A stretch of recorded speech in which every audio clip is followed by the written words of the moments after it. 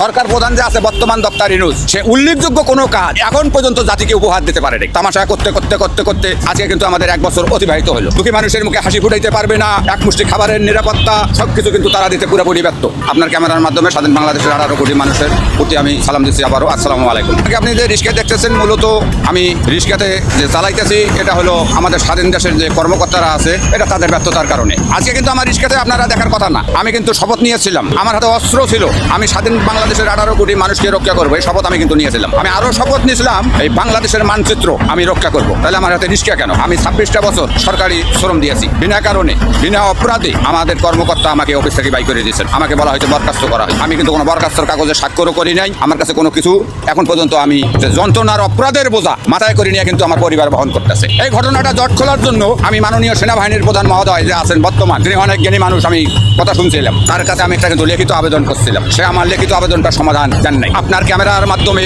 সকল বাহিনীর সৈনিক ভাইদের উদ্দেশ্যে বলছি, আজকে আমি 26 বছর চাকরি করি, আমি কিন্তু রিক্সা চালাই 200 টাকা কামাই করে রাস্তায় ঘুমাই। এই বিচারের ভার সকল সৈনিকের উপরে আমি ছেড়ে দিলাম। সহজ সরল করা যদি আমি জাতিকে বুঝাই, 71 সালের কিন্তু আমি যুদ্ধ দেখছি, কিভাবে যুদ্ধ হয়েছে তাও কিন্তু আমি জানি। এই যে কিছুদিন আগে কিছু ছাত্র ভাইরা মারা গেল, জুলাই অবস্থান বলা হইতেছে, কিছু ছাত্র মারা গেল, কিছু পুলিশকেও কিন্তু আগুনে কঙ্কাল করে মারা হইলো। বিনিময়ে কিন্তু জাতি আজ পর্যন্ত কোনো উল্লেখযোগ্য কোনো কিছু ভালো কাজ জাতি কিন্তু এখন পর্যন্ত পায় নাই। আমি যদি ক্যামেরার মাধ্যমে একটা কথা বলি, একজন সেনাবাহিনীর প্রধান মহোদয় স্যার, আমি যদি সৈনিক ভাইয়া থাকি তাহলে আমাদের জীবন জীবিকার নিরাপত্তা কিন্তু তার দেওয়ার কথা, কিন্তু সে তো আমি একজন সৈনিক, আমারও যদি সে নিরাপত্তা দিতে না পারে, আমার যদি স্বাধীন দেশের এক মুষ্টি অন্য নিরাপত্তা সে দিতে না পারে, তাহলে আজকে দেশের অবস্থা কোন দিকে যাইতেছে এটা কিন্তু স্বাধীন বাংলাদেশের 18 কোটি মানুষ। কারণটা আমাকে দেয় নাই কোনো চিঠি, আমি কোনো স্বাক্ষরও করিনি।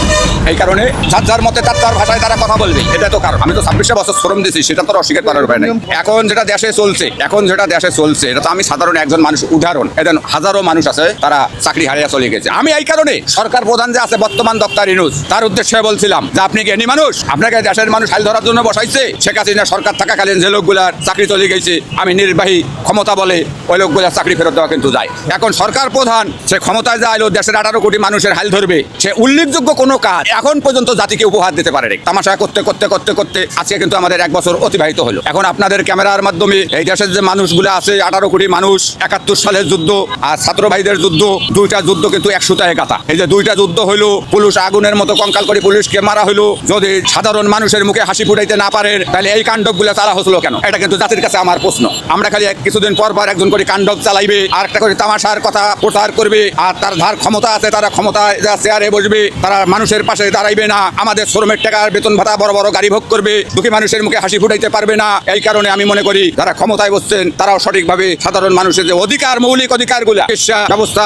মানুষের অন্ন ব্যবস্থা, এক মুষ্টি খাবারের নিরাপত্তা সবকিছু কিন্তু তারা দিতে পুরোপুরি ব্যর্থ।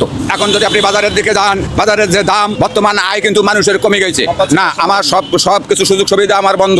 আমার মতে যেভাবে আমাদের দেশে পরিচালনা হচ্ছে, আমার তো লাভ হয় নাই। এখানে আরো অনেক মানুষ, আমরা যেটা আপনাকে ক্যামেরার মাধ্যমে আমি মানুষকে যেটা বুঝাইতে চাচ্ছি, আমি যদি 26 বছর চাকরি করে নিরাপদ থাকতে না পারি, তাহলে এদের সাধারণ আরো অনেক মানুষ বিভিন্ন কাজে নিরাপদ নাই।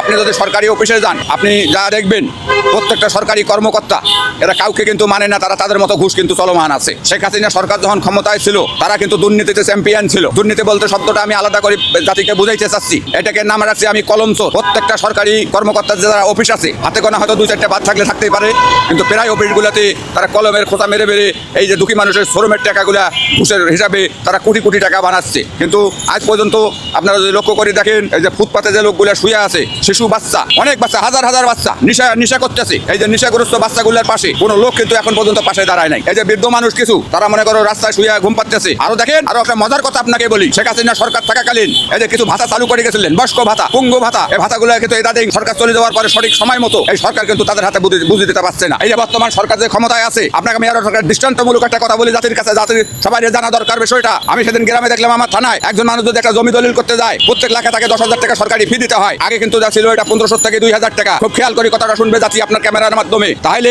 1% জমি যদি একটা দুঃখী মানুষ যারা, তারাই কিন্তু 1% জমিকে বেচা কিনা করে ক্ষুধার যন্ত্রণায়, তাদেরকে কর দেওয়া লাগতেছে 10,000 টাকা। এটা জুলুম করা হচ্ছে, এইভাবে লুটপাট করা হচ্ছে দেশটাকে। এই কারণে আমি গবেষণা করে দেখলাম এই দেশের হাল ধরার মতো কোনো মানুষ নাই। এই যে বড় বড় দলের কথা আপনারা বলেন, আপনাদের কাছ থেকে আমরা বড় বড় দলের নাম শুনি, এই যে অনাকাঙ্ক্ষিত একটা জমিন দলিল করতে লাখে 10,000 টাকা দিতে হবে, এই নিয়ে কোনো দলের লোক এখন পর্যন্ত কোনো মুখ খোলে নাই। তাহলে তারা জাতিকে কি ভালো উপহার দিবে? এটা তো আমার কথা বলার কথা না, এটা তো বড় বড় দল প্রতিবাদ করার কথা। আমি একজন নাগরিক হিসেবে যা প্রতিবাদ করতেছি, তাহলে যে বড় দলের কাছেও আমরা নিরাপদ না। 71 সালের পর থেকে অনেকগুলো দল কিন্তু আমাদের দেশে আছে, বড় বড় দল, জাতীয় পার্টি দেশ চালাইছে আমরা কিন্তু তাও দেখছি, বিএনপি দেশ চালাইছে আমরা কিন্তু তাও দেখছি, আওয়ামী লীগ দেশ দেশ থেকে বিদায় হয়েছে আমরা কিন্তু তাও দেখছি। কোনো দল এখন পর্যন্ত জাতিকে ভালো কোনো কিছু উপহার দিতে পারে নাই। এই কারণে আমি আপনার ক্যামেরার মাধ্যমে স্বাধীন বাংলাদেশের 18 কোটি মানুষের ঘর ঘর যে বার্তাটা দিতে যাচ্ছি, যেহেতু এই দেশে সাধারণ মানুষের পাশে দাঁড়ার কোনো লোক নাই, কেউ না কেউ সাধারণ মানুষকে রক্ষা করার জন্য এগিয়ে আসতে হবে। তাই আমি মনে করলাম আমি একজন নাগরিক, আমারও অধিকার আছে মানুষের পাশে দাঁড়া। তাই আমি ভাবলাম এই দেশে যদি মানুষ আমাকে সরকার প্রধানের জায়গায় 3 মাসের জন্য বসাইতো, আমি 3 মাসের মধ্যে প্রত্যেকটা দুঃখী মানুষের মুখে হাসি ফুটাইতে পারবো। এবং এই মামলার যে জট, আমাদের মামলার যে জটগুলো আছে, আইনের কথা বলা হয়, আইনে কিন্তু লক্ষ লক্ষ কোটি কোটি বই আছে।